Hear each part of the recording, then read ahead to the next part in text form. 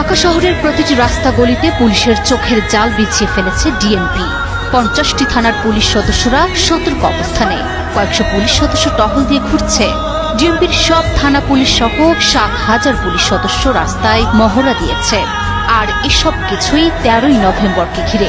সেই দিনকে ঘিরে শহরের বাতাসে ছড়াচ্ছে উত্তেজনা। শুধু রাজধানী নয়, সোশ্যাল মিডিয়া থেকে রাজনৈতিক মহল সবখানেই এই উত্তেজনার ছাপ। কি হতে যাচ্ছে 13ই নভেম্বর, যার জন্য ব্যাপক প্রস্তুতি সহ সতর্ক অবস্থানে পুলিশ? 13ই নভেম্বরকে ঘিরে রাজধানী ঢাকা সহ সারা দেশে উত্তেজনার আবহ সৃষ্টি হয়েছে। সাম্প্রতিক সময়ে সামাজিক যোগাযোগ মাধ্যমে ঢাকা লকডাউন কর্মসূচি ঘোষণা করেছে কার্যক্রম নিষিদ্ধ আওয়ামী লীগ। লাখ লাখ মানুষের গণসমাবেশ ঘটিয়ে বিশৃঙ্খলা সৃষ্টি, যানবাহনে অগ্নিসংযোগ ও অপতৎপরতার গুঞ্জন ছড়িয়ে পড়েছে। তবে আইন শৃঙ্খলা বাহিনীর কাছে কোনো নিশ্চিত তথ্য নেই। তারপরও সর্বাত্মক প্রস্তুতি নেওয়া হয়েছে।